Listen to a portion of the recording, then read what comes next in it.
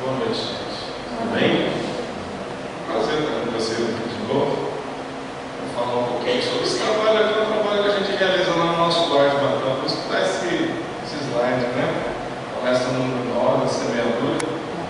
Tive a oportunidade de trabalhar lá ontem. Vou trabalhar com o pessoal lá do portal, que eu acho legal a gente começar a compreender o que eu estou fazendo aqui, né? Por que eu caí aqui? Vamos lá então? Isso. Todo mundo conhece a parábola do semeador? Vocês conhecem? Os encarnados aqui? Tranquilo? A parábola do semeador, eu peguei a de Marcos. Ela começa assim: ouvi. O semeador saiu a semear. Quando semeava, uma parte da semente caiu à beira do caminho, que eram as aves e a comer. Outra parte caiu em lugares pedregosos, onde não havia terra. Logo nasceu, porque a terra não era profunda, e tendo saído o sol, queimou-se, e porque não tinha raiz, secou-se. Outra parte caiu entre os espinhos, e os espinhos cresceram e sufocaram, e não deu fruto algum. Mas outras caíram em terra boa, e brotando, crescendo, davam fruto. Um grão produzia 30, outro 60, outro 100. E disse: quem tem ouvidos para ouvir, que ouça. Essa é uma parábola interessante para a gente pensar, porque quando Jesus vem falando dela, eu acredito que o primeiro pensamento que os apóstolos tiveram foi assim: Jesus, plantar a gente sabe que tem que jogar a semente na terra boa, não nasce. Mas o que tem a ver essa palavra? O que tem a ver essa história? Essa é uma das poucas parábolas que Jesus explica aos seus discípulos, porque eles também não tinham entendido, principalmente o finalzinho: quem tem ouvidos de ouvir, que ouça. Essa prerrogativa de ouvidos de ouvir muda toda uma perspectiva de movimento que a gente está aprendendo, né? O próprio advento do Cristo, o próprio advento do Evangelho, que nos carrega caminhos, que nos diz condutas, e de repente chega uma parábola dessa na vida da gente. E como Jesus explicou, eu vou explicar para vocês também. Na realidade, a semente, como Jesus disse, é a boa nova, é aquilo que ele veio perguntar, certo? E os diferentes tipos de solos são os diferentes tipos de corações dos homens. Os de coração duro são à beira do caminho, que a palavra não causa nenhum impacto, não modifica qualquer estrutura do seu ser. E tem uma passagem assim que é interessante, né? E vieram as aves e comeram. Quem são essas aves? Vocês têm ideia? Quem são as aves que vêm e comem e comem? Jesus diz: não é maligno, é aquele que não deseja a implantação do reino do meu Pai aqui. Esse é aquele que combate o bem. Esse é aquele que corrompe o coração dos homens. Esse é aquele que destrói a construção feita. E ele prossegue ainda, né? Outra parte cai ainda em terrenos pedregosos, que por ter pouca terra, logo brota. E aí aparece o sol, não tinha pouca raiz, certo? Esses corações, na realidade, são os corações entusiasmados, né? São os corações com pouca sedimentação. Esse entusiasmo: nossa, é aqui meu lugar, achei. Agora o Espiritismo é a doutrina que eu adorei, achei, me encontrei, beleza. Nossa, que maravilha. Aí começa o processo compassional expiatório.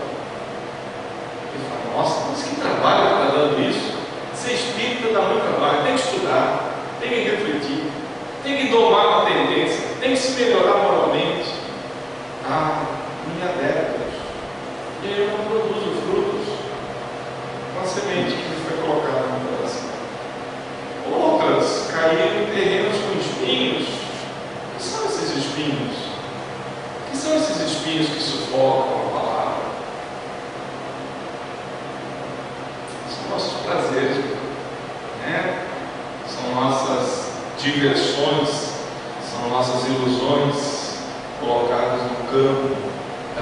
alegre, de sensações. Como eu vou ser convidado para ir lá no portal assistir uma palestra, mas logo justamente no horário do meu happy hour, não dá nada. Tem que tomar minha cerveja, tem que bater um papo com os amigos, tem que falar mal da vida dos outros, tem que fazer fofoca. Isso sufoca a palavra. E Jesus termina a parábola contando de que algumas caem em terra boa, mas mesmo assim produzem diferente.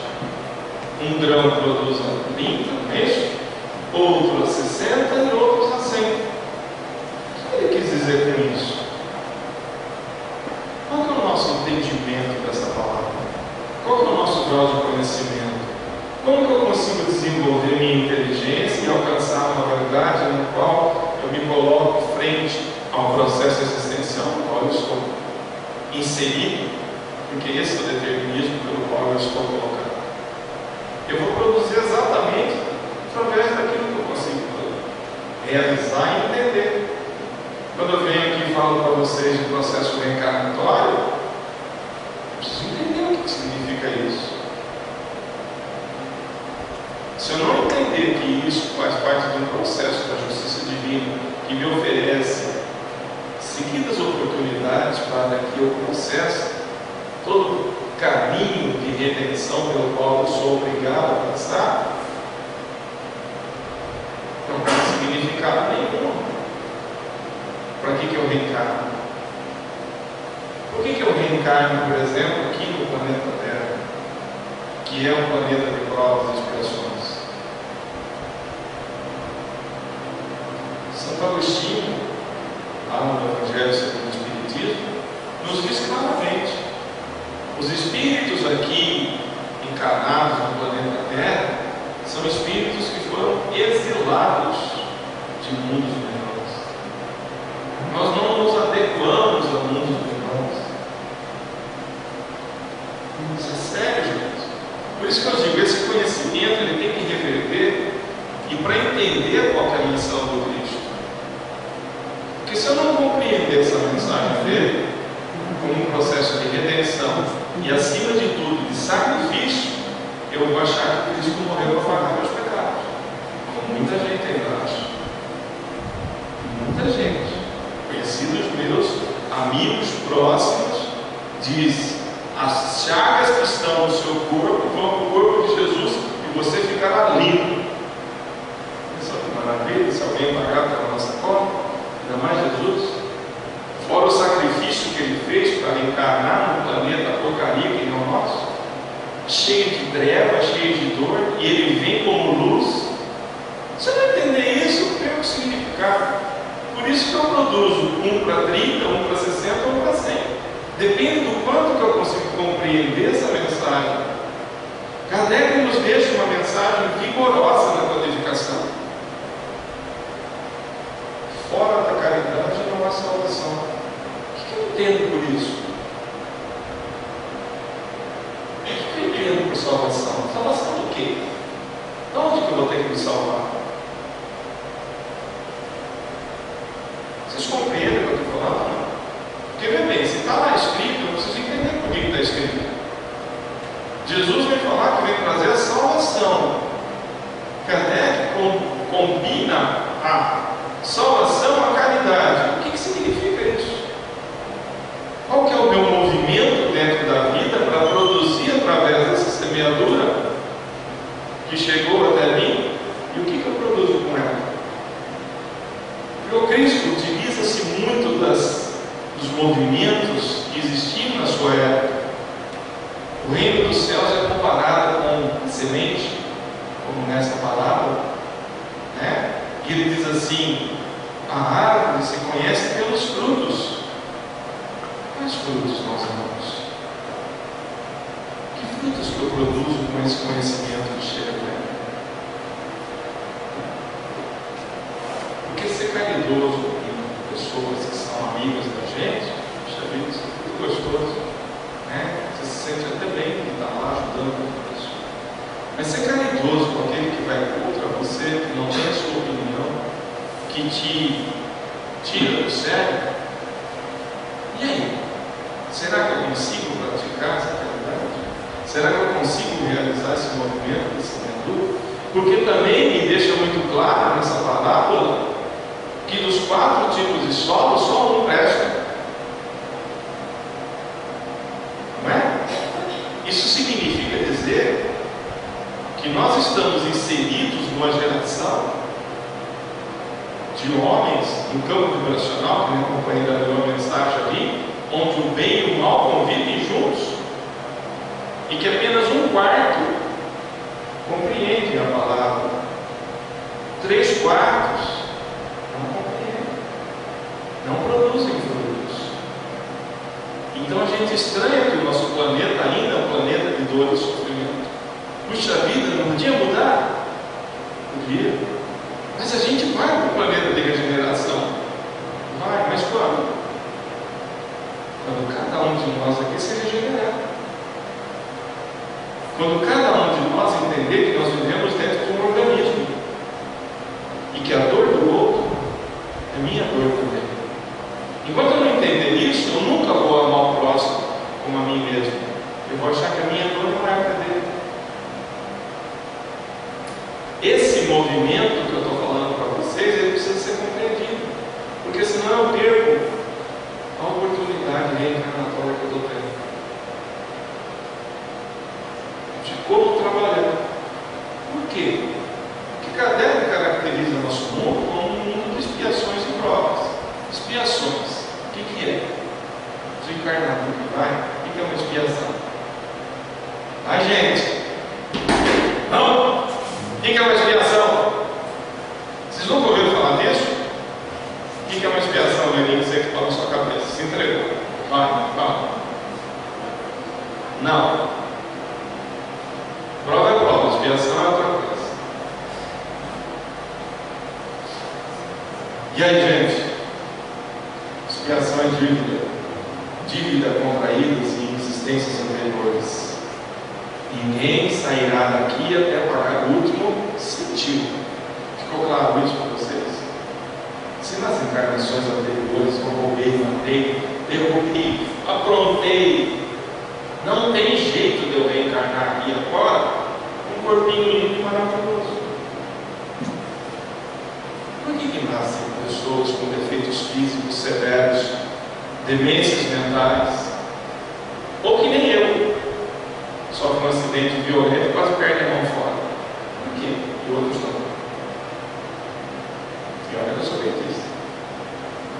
Certo? Deus foi tão bonzinho que não deixou minha mão no trabalho, só tirou a mão de apoio. Falou, não, o garotinho está no caminho do bem, deixa ele aí, vai, deixa a mão dele.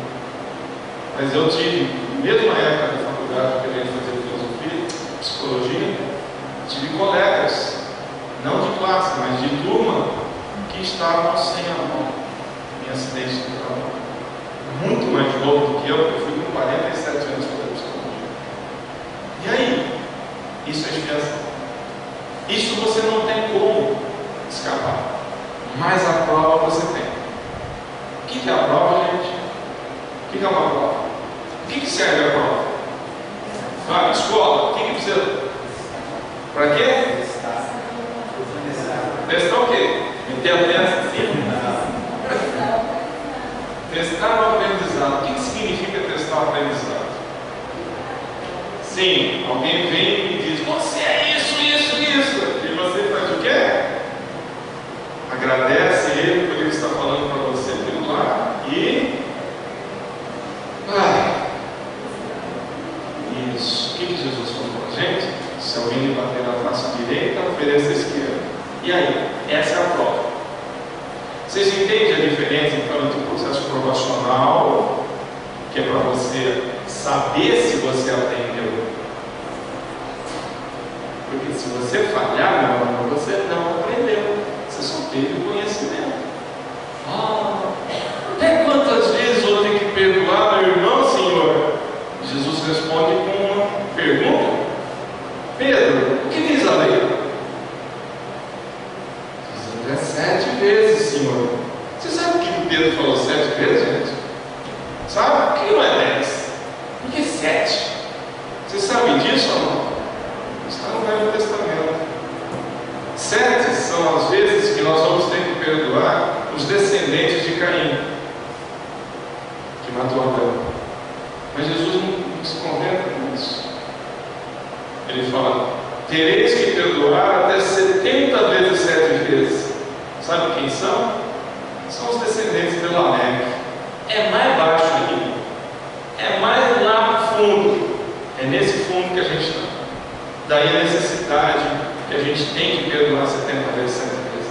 Jesus não pegou esse número por acaso. Esses números já estavam na Torá, que ele teve que estudar quando era criança. Apesar que ele não devia saber tudo, né?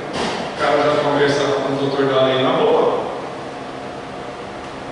Vocês entendem que tudo tem relação com tudo. Eu preciso começar a estudar para compreender esse movimento que Jesus veio fazer. Porque senão vai ser vazio.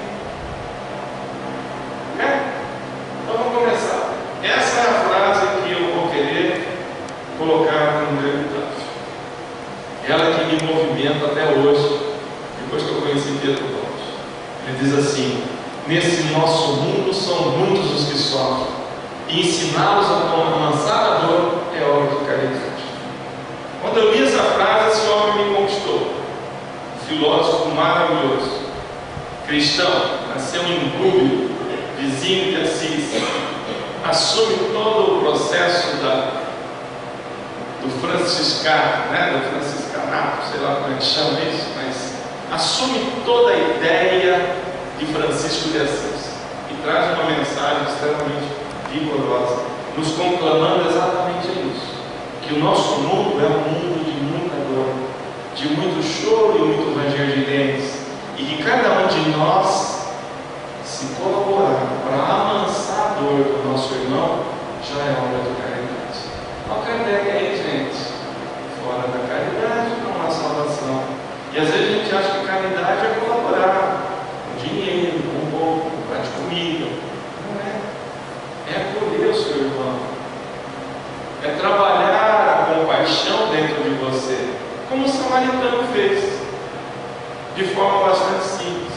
Então toda palestra que eu faço, eu trago essa frase, porque é ela que me guia, ela que me move a estudar, buscar, pesquisar e, acima de tudo, me esforçar no âmbito da caridade. Muito bem, vamos lá.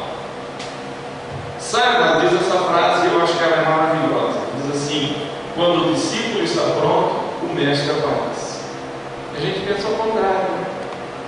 Tem o mestre, aí vai aparecer o discípulo. Não é. Porque na realidade, nós já temos o nosso mestre há mais de 2000 anos. Há mais de 2000 anos o Evangelho está com a gente. Está faltando a gente aparecer. Está faltando a gente conhecer esse mestre. Porque as oportunidades vêm, elas acontecem, elas nos propiciam o grau de conhecimento. Para quê? Para aliviar o nosso caminho. Ou vocês acham que Jesus veio aqui para pagar nossos pecados, para carregar a nossa cruz, cruz que nós mesmos fizemos? Nós equivocadamente escolhemos o caminho do mal. Por isso que existe o dualismo no nosso mundo. Por isso que existe a matéria. A matéria, na realidade, é uma congregação energética tão violenta que nos mantém presos. Espiritualmente falando, graças a Deus que nós somos vestidos de matéria. Porque se não fosse, gente, para mostrar esse espíritozinho aqui na frente, ele ia passar uma vergonha lascada, porque é muito feio. Esse espírito ainda sente raiva, se decepciona com as pessoas, se magoa com as pessoas. E aí, como é que faz?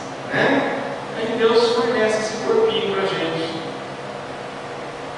De grátis? Não, não é de grátis. É caro. Porque a conjunção energética e vibracional que a gente traz, agregada ao nosso perispírito, é que vai dar uma luz no nosso corpo. Daí os processos expiatórios de nascimento, por exemplo. Você elabora aquela criança durante 9 meses. Filho lindo e maravilhoso que vai ser. E de repente vem uma criança especial. E aí? Deus é bom. Meu Deus, como que Ele é bom e faz isso comigo? Que Deus é esse? Certo? Não vem esse pensamento? Porque você elabora um pensamento de que está tudo bonito na tua vida, mas esquece que você tem um passado reencarnatório te trazendo cobranças que vão vir. Não tem jeito de você escapar. Então, quanto antes a gente aderir isso daqui, enquanto antes eu aderir a minha prontidão de aprender a mensagem do Cristo e, acima de tudo, aplicá-la na minha vida, aí o caminho vai ser aliviado. Só aliviado. Bem-aventurados vós que estáis aflitos e sobrecarregados, vinde a mim que eu vos aliviarei. Mas aprendei de mim, sou manso e humilde de coração. Aí você vai encontrar o prazo para a sua vida. Sou manso. Você já se perguntaram? Você é manso? Falando que você é manso? Eu também não. Como é que eu vou ter paz com o meu coração se eu não sou manso? Como que eu vou ter paz com o meu coração se eu me revolto com as coisas que acontecem? Se eu não entendo que existe uma lei que coordena tudo, que o acaso não existe, e a gente escuta isso toda hora, estuda toda hora, mas acontece alguma coisa e você fala, poxa vida, hein? Que coisa! Devo ter jogado pedra na cruz, não é possível! Toda hora dá errado. Por que dá errado? Porque a conjunção de forças em mim ainda carreia para o lado errado. Meu pensamento ainda não está preparado para ser o discípulo do Cristo. Porque eu não estou pronto. Então o colega fala assim, urge a necessidade de ficar pronto logo. E o Cristo mesmo não diz para a gente, apressai-vos, reconciliai-vos com o teu adversário enquanto estás a caminho com ele. Apressai-vos. E numa outra passagem diz assim, apressai-vos, aproveitai enquanto a luz, porque na escuridão vocês vão se perder. Essa é a que eu tenho um baita medo, de não ter luz suficiente como uma mensagem. Desculpa, como é que é o nome? É Daniela leu para a gente. Brilha a sua luz e você afasta as trevas. Como você tem treva em mim? Porque Jesus nos conclama a brilhar nessa luz. Ele vira para a gente e fala, vós sois deuses, farão tudo o que faço e até muito mais. Que brilhe a sua luz, para que os homens vejam nas suas obras a vontade do meu Pai.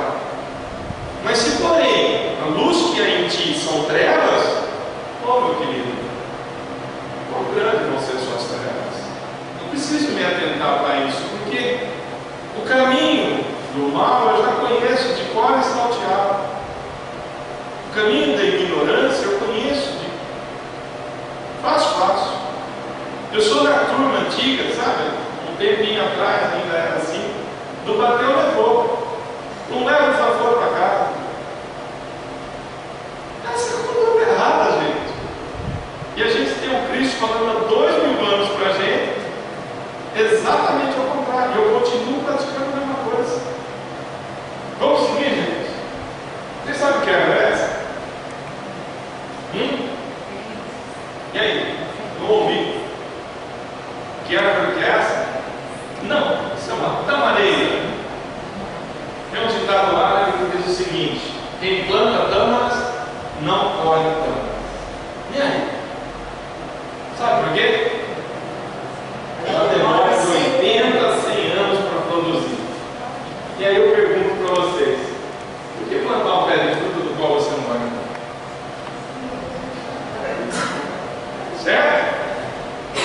Mas a gente está plantando.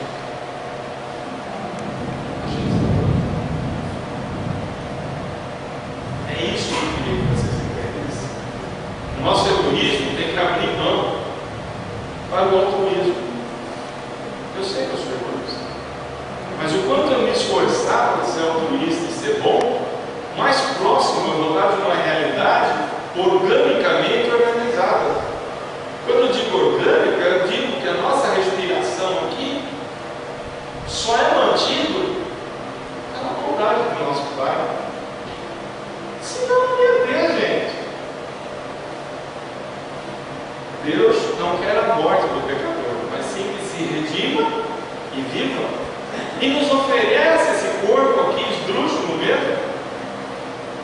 E nos oferece esse mundo terrível no qual a gente vive, por um processo expiatório, provacional, e nos oferece ainda a oportunidade reencarnatória para que eu possa me redimir, ou seja, pagar as contas atrasadas, perdoar meu irmão, não julgar, não resistir ao mal. Se alguém me bater a face direita, eu ofereço a esquerda. Se alguém me roubar a capa, dá a túnica também. A gente não entende essa mensagem até hoje. Quantos e quantos irmãos não perderam a vida tentando salvar um patrimônio qualquer, um carro ou uma casa, que o bandido atira e mata, porque não entendeu a mensagem do Cristo de desapego das bens materiais? Esse é o olhar que eu queria que vocês tivessem, porque a nossa plantação, para espíritas que somos, ela tem que ser compreendida como a história da tâmara. Porque o que eu plantar hoje, eu vou reencarnar novamente e vou colher isso daqui. E se eu não comer, meu filho vai comer, meus netos vão comer, não interessa. Alguém vai se alimentar do fruto que eu produzi. É essa a produção que nós temos que procurar. Tá certo? Olha o que o Chico fala para a gente.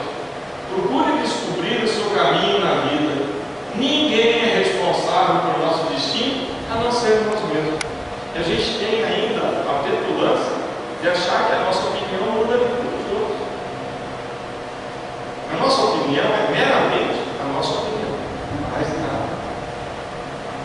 A gente pode ajudar as pessoas quando elas quiserem ser ajudadas. Senão, não vai ser. Não adianta, por mais que você fale, vai, porque se ela não criar dentro de si a ideia de que o movimento que eu estou oferecendo, como vocês mesmos vieram aqui hoje, assistir uma palestra, nós estamos realizando um movimento. Esse movimento vai ser ou não absorvido por cada um de vocês. Se vocês vão seguir ou não, é uma escolha pessoal. Por isso que a gente não pode interferir no destino de ninguém. O único destino que a gente pode interferir é o nosso. Mas ninguém. A gente orienta, a gente ampara, a gente acolhe, mas a decisão é sempre do outro. Quando a gente entender isso, fica mais fácil. Olha o que Pedro Romo fala para a gente. Semear com entusiasmo, não com incerteza e desânimo. Antes de dar, torna-se necessário possuir. E para possuir é preciso já ter conquistado vitórias dentro de si mesmo, através do esforço pessoal. A gente acha que vai receber tudo de uma beijada.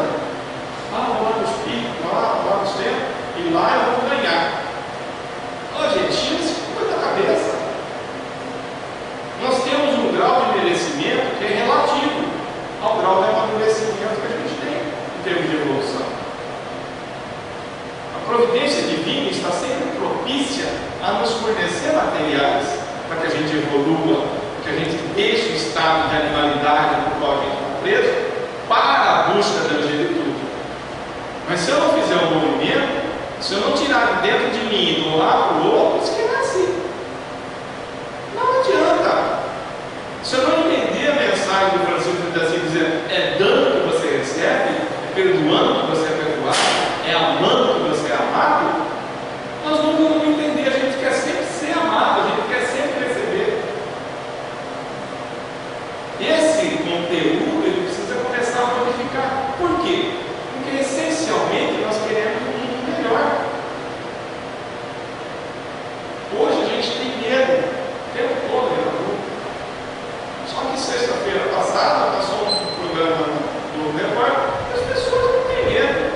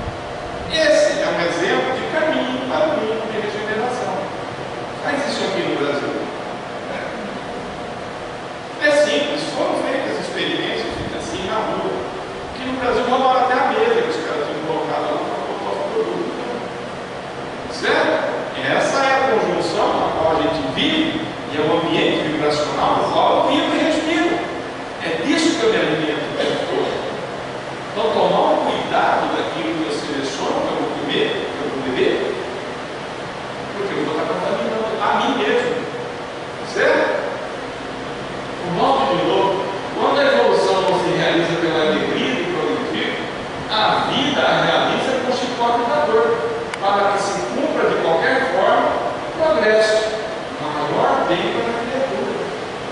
Por que dói? Porque nós estamos no caminho errado. Enquanto eu não entender que a vida me favorece quando eu estiver no caminho do bem, eu vou estar enfiando o dedo para tomar toda hora. Que nem criança. Não põe o dedo para tomar. Não põe o dedo para tomar. Quantas vezes você pode? A criança vai lá para o dedo. Até que não chora. O que é a dor? É uma reação para que a gente pare e pense. E pergunte para a dor: o que você quer de mim? Por que está doendo? Por que isso está me incomodando? Porque se eu não fizer esse exame de consciência, não tem como fazer reforma íntima, gente. Se eu não reconhecer o mal que está em mim, como é que eu vou tirar ele de mim? E o negócio tópico, o negócio simples sonhador. Como os nossos irmãos evangélicos dizem: não, Cristo vai pagar todas as minhas contas. Ele que assuma essas coisas aí. Mas, gente, não existe isso. Se na nossa justiça, que é uma porcaria, ninguém paga a conta de ninguém, por que o Cristo tem que pagar a nossa? Não é lógico isso? Quer dizer, é um sistema que nós sequer temos a ideia do poder de justiça divina, de como que funciona essa movimentação. Aqui a gente sabe, mas aqui a gente não faz isso. Olha aqui que Kardec fala para a gente no Evangelho: a origem do mal reside no egoísmo e no orgulho. Os abusos de toda espécie cessarão quando os homens se regerem pela lei da caridade. Não foi o meu caso que ele coloca para a gente que fala da caridade na salvação. Isso tem uma fundamentação violenta para a gente. Por quê? Porque a gente não sabe ser caridoso. Quando você quer um negócio, alguém fala não. Olha o meu filho. Não, olha o meu filho. Mulher fica bem tudo. Só não entrar por dentro. Nós somos assim. Certo? Passei na prova? Não passei. Não soube receber um não, por exemplo. Certo? Isso é aprendizado. É a escola da vida. Quanto mais a gente aprender, menos dor vai acontecer. Certo? No livro Remuneração Espiritual do Humano, através da psicografia do Chico, ele diz claramente para a gente: toda vez que, devido à lei de causa e efeito, a justiça divina te procura para cobrar aquilo que você deve, se te encontra trabalhando ao próximo, bem do próximo, manda, olha bem, manda a divina misericórdia que tal cobrança seja adiada por tempo indeterminado. Não é comutada, é adiada. Você vai pagar essa conta, mas em outras condições. Hoje, por exemplo, se a situação está dando uma draga lascada, chega mais uma doença em cima de você. Certo? Difícil? Pra caramba. Mas se você estiver bem, equacionado dentro do ambiente no qual você vive, e vem uma doença, você supera a sua doença sem grandes proporções. Quando eu digo doença de todo tipo, mas é que a gente fica muito focado ao corpo, né? Nossa concretude ainda é o corpo. Só que a gente esquece que o órgão diretor disso é o nosso espírito. Dá para separar? Dá para. É célula a célula ligada ao nosso corpo. Nosso perispírito é uma ligação. Só remove quando a máquina pifar mesmo. E vai pifar. Esse é outro drama que a gente tem. A gente sabe que vai morrer. Isso é certeza. A angústia que dá. Eu quero mais. Eu quero ficar um pouquinho mais. Isso gera angústia, isso gera sofrimento. Se eu não entender a minha ligação dentro do universo que eu estou inserido, dentro do grau de energia que eu posso produzir e melhorar esse aspecto. Gente, nós somos avisados o tempo todo. Da psicografia do Chico, que se fala da quantidade de abusos que a gente comete, é brincadeira. Certo? E o movimento está acontecendo.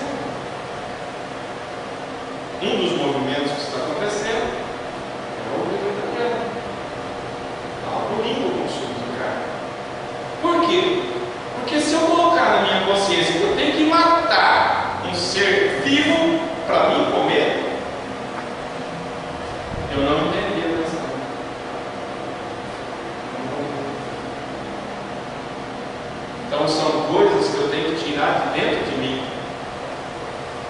para começar a modificar conceitos que eu tenho dentro de mim. É o que Paulo dizia para a gente: é necessário que o homem velho morra para que o novo renasça, senão você não sai do lado. És livre para imprimir em tua existência o padrão da felicidade e da aflição com qual desejas conviver. Qual que você quer da tua vida? Tormento voluntário? Não dá, capítulo 5, capítulo mais longo do Evangelho segundo o Espiritismo. É só cristão. E a gente ainda tem os voluntários que a gente pega. Não basta já o que a gente quer mais. Presta atenção, gente. Ah, é o caminho que a gente vai seguir. Olha essa frase, ó. Ninguém pode ter saúde mental sem limpar o coração, abandonar o passado e perdoar a ignorância alheia. Eu não perdoo nem a pau. Esse que é o problema. Como é que eu quero limpar meu coração? Como é que eu quero perdoar, por exemplo, os corruptos que botaram nosso país na situação que está hoje? Ou vocês acham que eles não fizeram nada? Economicamente, nossa nação vai passar por uns 2 ou 3 anos de dificuldade. Quem vai passar? Todos nós vamos passar, porque o ambiente vibracional é nosso. O povo vai ter que aprender no campo da dor o quanto que é ruim ser corrupto, porque o nosso sistema ainda é o toma lá da cá, infelizmente, e está sendo ainda no nosso congresso exatamente isso. Toma lá da cá, eu aprovo isso se você me der isso. Não importa se esse plano ele vai melhorar a vida das pessoas, importa o que eu vou ganhar. E aí eu vou lembrar de vocês da síndrome de Caim. Vocês conhecem Caim? Já ouviram falar de Caim, gente? Já? O que o Caim fez? Matou. Está lá Caim, depois que matou Abel. Caim, Deus, hein? Naquela época, Deus falava com Caim, para você ter uma ideia. Caim, cadê teu irmão? Qual que é a resposta? Por acaso eu sou o guardador do meu irmão? Que tenho eu a ver com ele? E Caim foi mandado para longe, para reinos longínquos.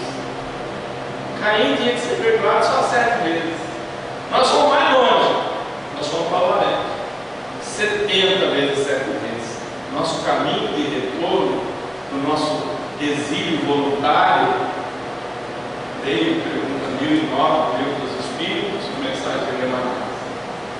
Vós, filhos pródigos, que se exilaram voluntariamente, retornai ao seio de vosso Pai, Ele vos aguarda. Parábola do filho pródigo. Se eu não entender esse movimento que eu estou fazendo de retorno à casa paterna, isso eu posso chamar de processo evolutivo. Eu estou retornando à minha casa, de onde eu saí. Eu não vou compreender a mensagem do Cristo. Eu vou divisionar ela. Isso serve para mim, isso não serve para mim. Mas peraí, é o que Cristo falou. Se tiver fé do tamanho do grão de mostarda, vai dizer que aquela montanha muda daqui para lá. Aí o que nós fizemos com a montanha? A montanha são suas preocupações, são suas coisas grandes. Jesus manipulava a matéria. Ele diria para a montanha mudaria de lugar, gente. Não é os nossos conteúdos que são as montanhas do feito, não. É a nossa falta de impotência. Jesus curava aleijado. Você tem ideia do que é ser um aleijado durante a vida toda? Você não tem um centro de gravidade de referência? Suas pernas, seus ossos, sua musculatura toda atrofiada. E o cara vira para você e fala: levanta, pega a tua cama e vai. E aí? Jesus manipulou tudo isso naquele ser. Ele devolveu a articulação, devolveu a musculatura, devolveu o osso. Ele mexeu com isso, ele manipulava a matéria, porque matéria é porcaria. Farão tudo que faço, se a gente não entende isso. Isso serve, isso não serve. Aí começa a dividir as coisas. Esse conceito aqui é bom, mas esse daqui, ele não, eu perco. perdoar meu inimigo ainda? Ah, Jesus, não consigo perdoar quem trabalha comigo lá em casa, como é que faz? Meu inimigo filho, se você quiser ser perfeito, como é perfeito o vosso Pai Celestial, perdoa teu inimigo. A gente pondera, não, inimigo não dá não. É que nem ele chegar para você e falar assim, filhão, você quer me seguir? Ah, eu quero, Jesus. Vende tudo que você tem, todos os pobres vendem. Vou repicar que nem um rapaz lá do Evangelho. Ó, Jesus, não vai dar, eu não estou preparado para isso. É isso que eu estou falando. O Evangelho ele é repleto de ensinamento. Mas na hora do vamos ver o pipoca, eu preciso tomar cuidado com isso. Primeiro semeamos e depois colhemos. A relação causa e efeito é evidente. Isso é claro para a gente. Isso é fundamento de doutrina espírita. Tá? A vida é um laboratório onde encontramos os mais variados instrumentos e ingredientes. Nós os escolhemos e depois os manipulamos, como melhor nos parece. Cada um a seu modo. Sois livres para escolher o que você quiser, mas sois responsáveis para assumir as consequências das suas escolhas. Cultive a fidelidade com todos. Não ouvide que a lei lhe restituirá o que você houver semeado. Emmanuel, através do Chico. É a nossa semeadura, meus amores. Está na hora da gente não se preocupar com o que a gente está dando. A gente regula muito. Mas você hoje só 10%, depois só um pouquinho. Nós regulamos a nossa propulsão. E não pode ser. Dá em abundância, não é isso que Cristo fala? Em abundância recebereis. Eu digo para vocês, o Evangelho está recheado desses exemplos. Olha essa frase simples. Quem o bem, plante o bem e o resto vem. Eu acredito nisso? Ah, não, eu sou que nem aquele doutor da lei que chega para Jesus e fala assim: ô bom mestre, puxa os caras com Jesus. Bom não, bom é só o Pai.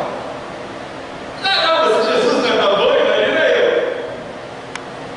E aí eles questionam Jesus: Jesus, o que eu preciso fazer para ir para esse reino dos céus que você vem anunciar?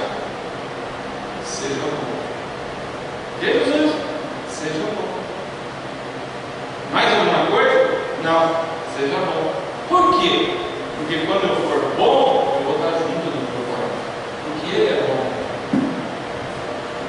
Eu só vou atingir a plenitude de espírito puro quando eu for bom. Está lá nas bem-aventuranças.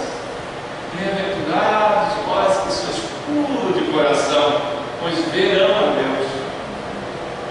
Você vê, meu irmão? Não consigo. Meu nível de consciência não me permite chegar à divindade.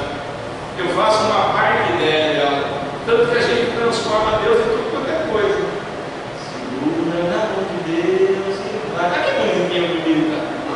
Onde é que está a mão de Deus ali?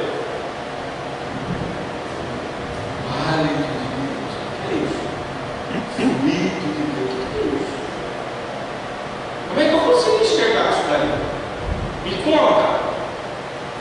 Filho, só se você for bom, senão não vai. Por isso, queira o bem, plante o bem. Por quê? Porque a lei de Deus é automática. Ela nos restitui tudo automaticamente. Não precisa vigiar. Precisa? Não. Por quê? Pergunta 521 do Livro dos Espíritos. Vai. Prova aqui agora. Onde está a lei de Deus? Esse que os Espíritos, Kardec pergunta os Espíritos. Onde está? Muito bem, Kardec. Está na consciência do ser.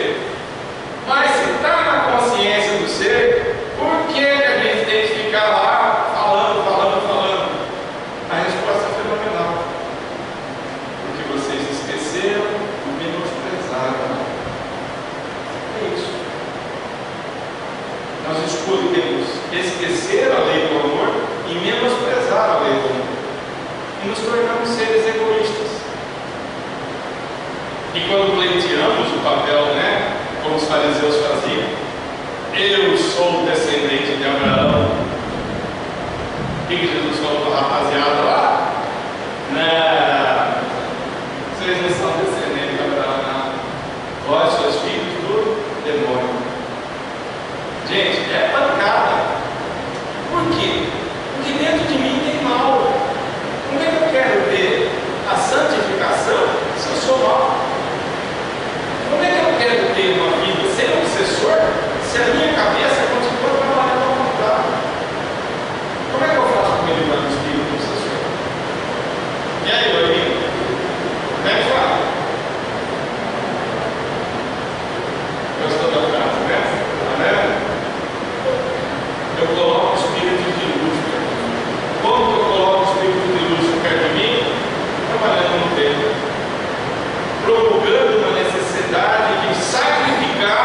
o meu ego e dizer para mim mesmo: isso você não vai fazer. E isso daí não é bom. Isso é regra áurea do cristianismo. Tudo que você desejar ao próximo, faça-o. Mas se você for fazer alguma coisa e não gostar que seja feito para você, não faça. Você vai sacanear o outro. Você gostaria de ser sacaneado? Não, você vai sacanear o outro. No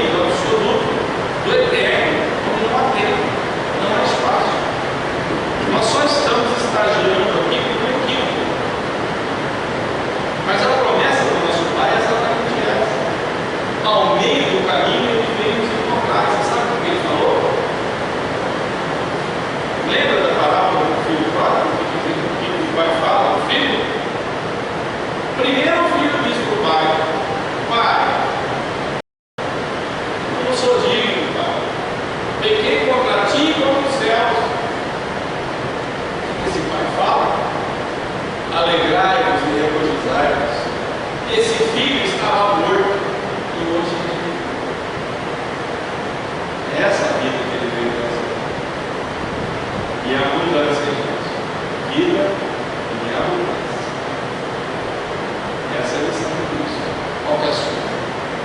Qual que é a sua escolha? É a chave. Colocar vocês. Obrigado, Ana. Obrigado, gente.